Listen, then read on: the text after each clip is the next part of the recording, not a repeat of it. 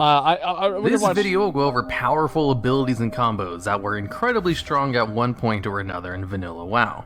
But this list will also cover more than just strong damage dealing abilities, and cover defensive and CC effects as well. At number 10, we've got kind of a meme combo in the form of the Paladin Bubble Hearth. You see, Divine Shield, the Paladin ability that gives him immunity to all forms of damage and debuffs, lasted for 12 seconds in vanilla. Hearthstones had a 10-second cast time, so a Pally who was in trouble could simply use Bubble and then cast Hearthstone to get out of anywhere. If a Pally got caught out in the open world and was dying, they could just Bubble Hearth out of there. If a Pally was mad at a raid, they could just pull the boss and then Bubble Hearth. It was the ultimate escape tool, and there were...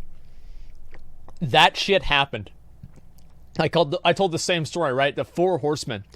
This one guy literally walking in there like a bomb in slow motion, because like they kicked him out of the group, but he had like the 1 minute thing until he got removed from the instance. He was running towards Four Horsemen. This was like in Nax 40. He fucking aggroes them. A Bubble Hearths out, and like the Four Horsemen just like run through the wall because we thought that they wouldn't chase us through the wall. Like Mograine just comes busting through that fucking wall like the Kool-Aid man, just killing fucking everybody, man. It was so funny. Like, it was funny, but it also was like, it was annoying because it would take like 40 minutes for everybody to get back. But the first fucking time, just watching, just killing everybody, and everybody in Vent like just fucking angry. Dude, those were the days. That was so fucking fun, man. No ways to remove it in vanilla WoW, as Mass Dispel and Shattering Throw weren't added until later expansions. So, if a Pally wanted to run away, there wasn't anything you could really do to stop them.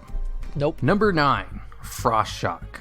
Frost Shock is also another kind of a meme ability that everyone liked to call overpowered, but it kind of deserved its infamy to an extent. Frost Shock was one of the 3 shock shamans could use, which all shared the same short 6-second cooldown. And since 3 abilities all shared the same cooldown, Blizzard wanted to balance each one in a way that made you want to pick it over the other 2. Earthshock had a baked-in interrupt that was also kind of overpowered to an extent. It was really overpowered. Flame Shock just did damage and put a dot up, and Frost Shock did damage and slowed the target for 8 seconds. Oh, I'm sorry. Did I say Frost Shock did damage? Because I meant to say Frost Shock did a lot of damage. It did way more damage than an instant cast spell with such a short cooldown really should have been able to do. It was so bad that someone literally made a video of a paladin rerolling to a shaman just to cast Frost Shock. It was that fucking ridiculous. Plus, it had a slow attached to it that was longer than its cooldown, meaning you could keep someone permanently slowed with Frost Shock. Frost Shock was one of the few ranged slows in the game that could do that, in vanilla WoW anyway, and the only one that also did damage. And in vanilla WoW, where mobility was low, this was actually super powerful for that time period. So much so that Blizzard added DRs to slows in patch 1.4. Basically, just to deal with the Frost Shock problem. In case you were wondering, DRs don't exist on slows today. They removed them from that in the Burning Crusade. Slows were a much bigger deal in vanilla WoW, and shamans were one of the most mobile kiters thanks to Frost Shock. Number 8, Fear. Not just the Warlock ability Fear, but all fears. Fears in vanilla WoW worked a little differently than they do today. Functionally, they are basically the same. When used on someone, they run around randomly and can't use abilities. And in vanilla WoW, Fear had a chance to break early if they took damage. This is still the case today as well, only the damage threshold worked differently. Fear had a higher chance to break the more damage they took from an ability, and a low chance to break from small amounts of damage. So if you just put dots on a target and used a channeled ability, Fear was basically a 12-second stun.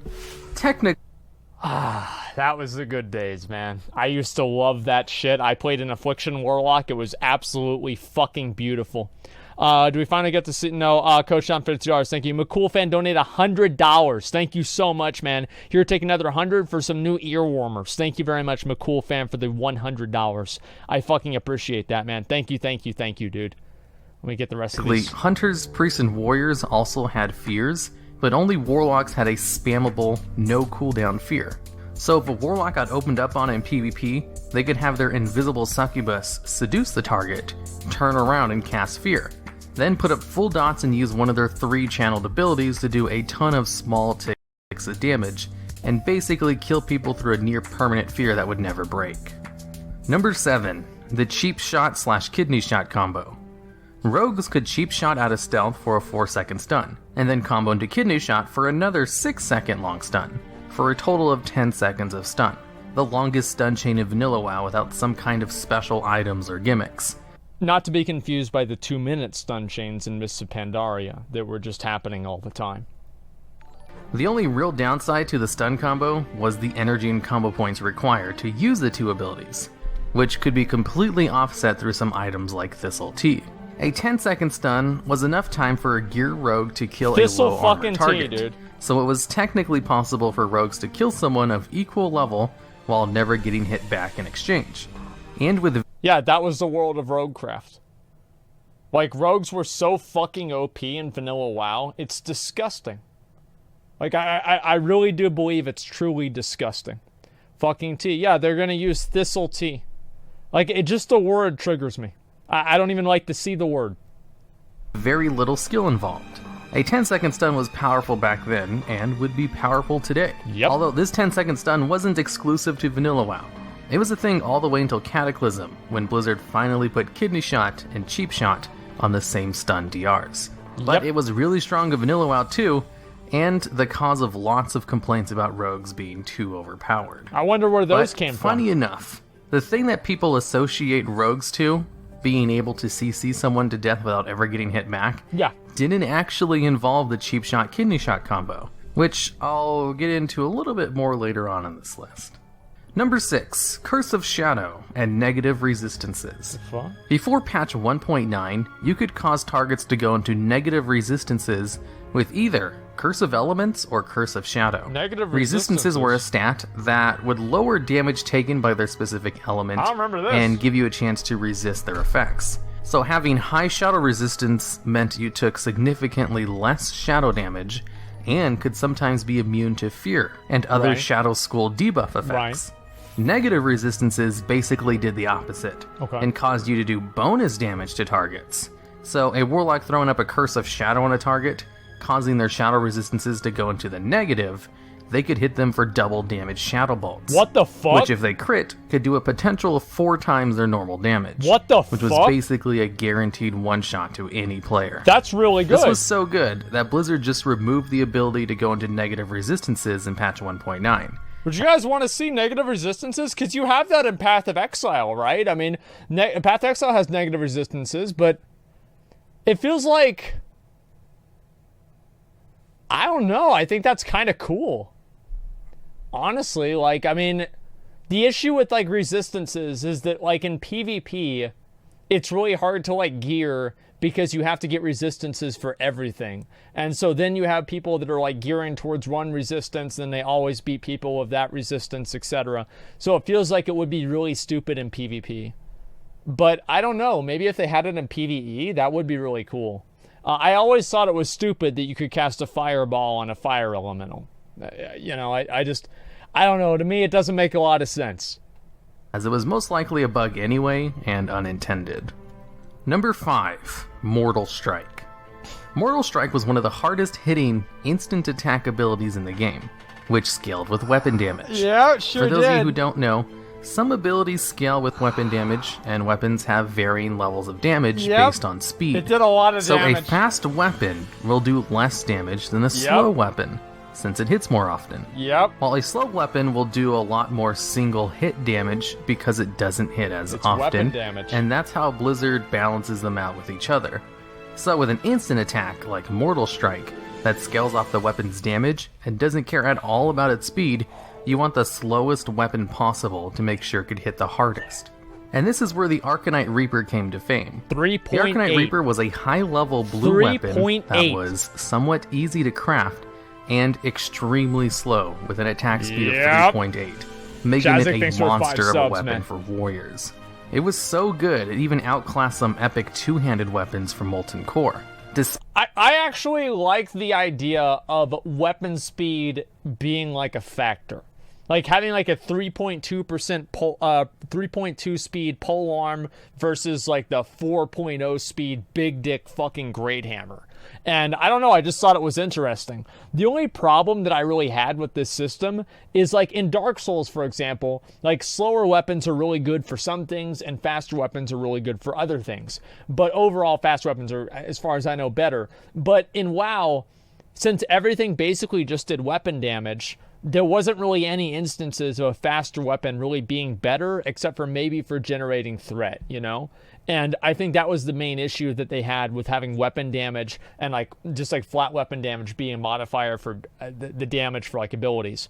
But if they had something where like faster weapons had their own advantage, maybe they would generate more rage, etc. I do think that it could have been a really cool system they could have built on and iterated on. Despite being a level 58 blue item. So, coupled together with Mortal Strike, a middle-of-the-road geared warrior could take out half the health of a player with 1 MS. Yeah, of course. And even kill Clothies with a crit. Of course. It was easy, effortless power, and very widespread with how easy it was to obtain the Reaper. Yeah, of course. But come patch 1.8, Blizzard normalized weapon attack speed. What? And brought Mortal Strike more in line and no longer overpowered with an extremely slow weapon. And on a side note, because of the widespread use of the Arcanite Reaper, it was used as the model for the heirloom two-handed axe we have today. Number 4. Blind Prep. Ever hear the infamous stun rogue who killed max level geared players while naked and using a starting zone dagger? Well, that infinite stun combo actually didn't rely on stuns very much, and was in fact so strong because of Blind. You see, Blind is an instant cast, long-form CC that breaks on damage. This is and Preparation is an ability rogues have that resets the cooldown of all other rogue abilities. So what the naked rogue in the video did was take advantage of the fact that Preparation could also reset the cooldown of Blind, and the fact that Eviscerate did static damage and didn't scale at all with gear. So what he did was double cheap shot with Vanish and then Blind. He'd wait the full blind duration in order to leave combat and re-stealth. Then Sap, and wait the full duration again for another re-stealth, since in vanilla WoW, Sap made you leave stealth. Then... It's like, that dude's a grand motherfucking marshal. And he just got beat by a rogue that's not wearing any fucking gear.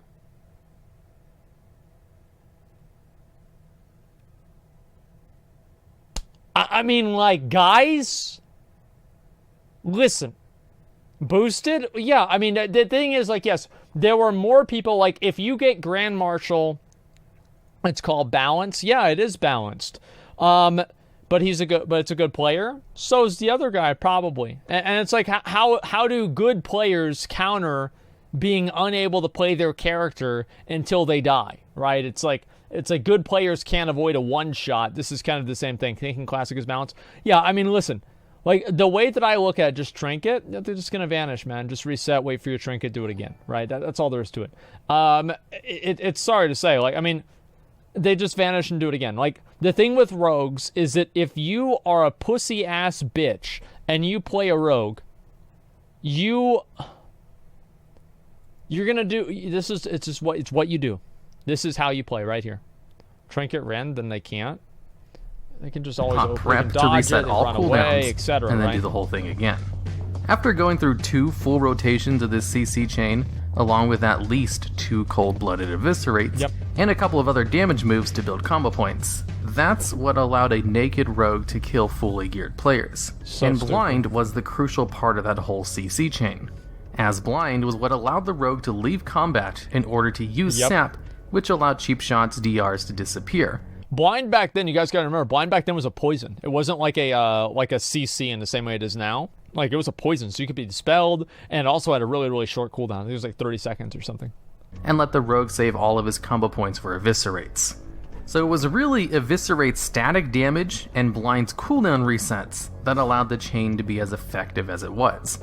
And you could have someone CC'd for about 45 seconds straight 5 minutes if you did it correctly, for Blind? Of which only 10 to 12 seconds of that were spent in stuns. And because of Blind's incredible usefulness with a cooldown reset from prep, it was Blind was a 5-minute CD in vanilla WoW?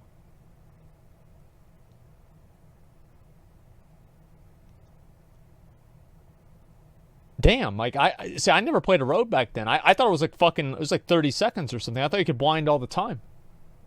Fuck, okay. Yeah, you could skill it for just 3 minutes? Yeah, well, 3 minutes is still a lot more than 30 seconds. Yeah, I was totally wrong. Prep? Yeah, I don't know. I didn't know that. Blizzard made sure all future versions of Preparation excluded Blind from being reset, starting with the Burning Crusade. And that's how Preparation has worked ever since. Number 3, Wind Fury Weapon. Nearing 2 points in Vanilla WoW, Wind Fury Weapon was kind of broken and overpowered. Here we Wind go. Fury is a Shaman weapon enchant that gave the Shaman a 20% chance on hit to proc 2 extra attacks. Before go. patch 1.4, this proc didn't have an internal cooldown, so it was possible for Wind Fury to proc off the 2 hits generated from Wind Fury, and theoretically could proc off of itself forever until the target died. This was also the time period before attack weapon normalization, and since the extra hits from Wind Fury basically counted as extra attacks, they did insane amounts of damage from a very slow two-handed weapon, like the Arcanine Reaper. There was even a famous video of a shaman going around with a legendary mace from Molten Core, one-shotting people with Wind Fury procs. Eventually, though, Warriors could do that easy.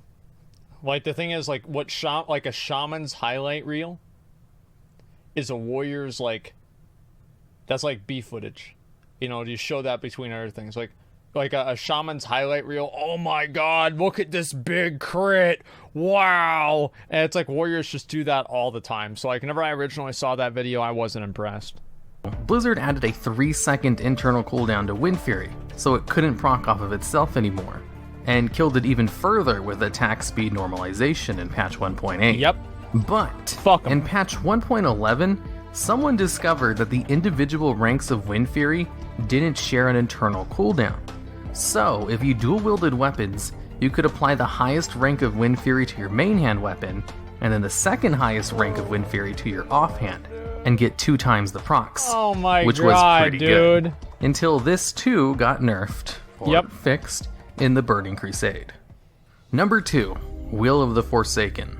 Will of the Forsaken was given to undead players as a racial with the launch of the game, when Blizzard decided to make undead players be counted as humanoid instead of undead, to retain some of the CC immunity that may have provided, as being classified as undead in the beta made them immune to a lot of CC that could only be used on humanoid targets. I wonder, like, who the fuck thought that was gonna be balanced. Oh, well, they're just undead, so they just don't get CC'd by, like, fucking half of everything. It's like, who the fuck thought that was gonna be balanced? I wonder. Like sheep, and just made them immune to fears altogether. So what Will of the Forsaken did was break charm, fear, and sleep effects, and as polymorph. well as make you immune to those effects for 20 seconds. Yep. Now, 20 seconds of That's a fear long CC damn immunity time. is huge. And that was a downgraded version of what undeads could do in the beta, which was be permanently immune to them. Which is why I can see why Blizzard left that in the game for so long. Eventually, Blizzard thought giving a race 20 seconds of immunity to 3 CC effects, of which one of them, fear, being heavily used in PvP, was a little bit unfair compared to the other racials. Don't worry about it. So they nerfed it in patch 1.6 to only make you immune to those effects for 5 seconds instead of 20. Yeah, it's a little which bit more was realistic. still powerful, but pissed off a lot of undead players. Someone took a screenshot back in the day of a list of reasons Blizzard thought players might be quitting WoW, and one of the options available was what the fuck? Because Will of the Forsaken was nerfed. Wow. Which was most likely a joke, but still kind of a big deal. Will of the Forsaken was always a strong racial throughout its whole life, and still gets nerfs even today. But it was at its strongest in Vanilla WoW. Yep. And number 1, Pyroblast, or POM Mages. 3-minute mage. Back in Vanilla WoW, Blizzard balanced castable spells based on how long their cast times were. Here we go. So the longer the cast time, the more damage the spell did. What a bunch of shit this had was. One of, if not the longest cast times of a single target nuke spell, clocking in at a 6-second cast time. It also had a 6-minute cooldown because it hit so hard. Wait, Pyroblast had a 6-minute cooldown. What? I don't remember that at all. Presence of Mind did? I thought Presence of Mind was 3 minutes, but I thought Blind was 30 seconds. So, you know, it depends. Yeah, I thought it was 3, because, yeah, Presence of Mind was 3 minutes because they called it a 3-minute mage. Because every 3 minutes, it doesn't matter how shitty you are at the game, if you're a mage, you can kill somebody every 3 minutes. And that's the way that it was going to work. Now, arcane mages had this ability called Presence of Mind, which made your next spell instant cast. Yep. And worked on Pyroblast. Also, they had Arcane Power, which gave them 35% more damage for 15 seconds. It's great. Both of which were on a 3-minute cooldown, and neither was on the GCD. So if you had 2 good, on-you spell power trinkets, because before patch 1.10, you could use multiple on-use trinkets at once. They didn't share CD. You could just macro in Presence of Mind, Arcane Power, your spell power trinkets, and Pyroblast to create one of WoW's very first one-shot macros. That's a Swifty macro right there. Except this one was literally a one-shot macro, and not just a clickbait burst macro. You could one-shot players with this macro, but only once every 3 minutes.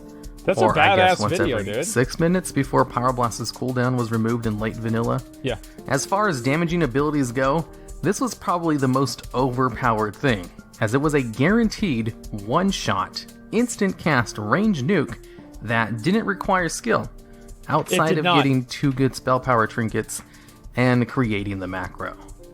Now for some honorable mentions, things I thought to put in the list but decided against for one. The thing I find so funny about this whole list, right, is the fact that, like, warriors, they do so much damage that a normal, like a large crit from a warrior is what's considered a thing on this list, right? And it's like, yeah, warriors aren't that good at 1v1, okay? We got that. Everybody knows they're not that great at 1v1. But, like, whenever you go into, like, a BG situation, and you pop Recklessness, you pop Sweeping Strikes, you go into Berserker Stance, you queue up a cleave, and you Whirlwind at the same time, and 3 fucking people die because you just fucking delete them off the screen. Oh, yeah. Yeah, I'm surprised he didn't put in Sweeping Strikes Whirlwind combo, because that was OP as fuck. That's like an on-demand Wind Fury. It was insane.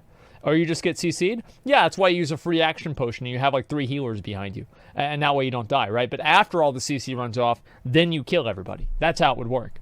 One reason or another. That's basically just Reckoning. It was a Paladin talent that allowed a Paladin to solo a world boss. I didn't include it though, because for one, it's talked about to death. There's a bug. And everyone would probably be expecting it. And 2, the big reason, it was only in the game for like a day or 2. Yeah, it's a bug. Who gives a fuck? Obviously a bug and an oversight. I guess it would technically count, so I'm adding as an honorable mention. But these other things, were actually used in the game for more than a day.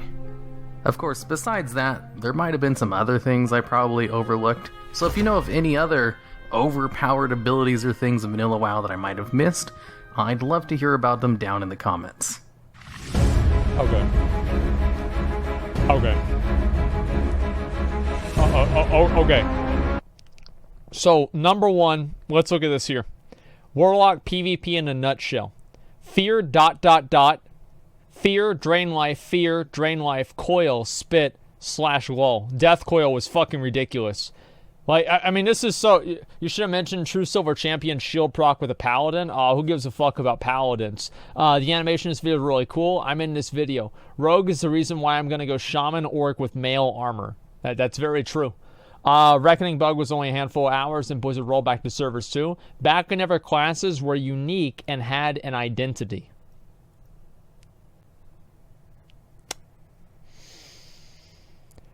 That's gonna be a big true from me. Yeah, that's gonna be a big true.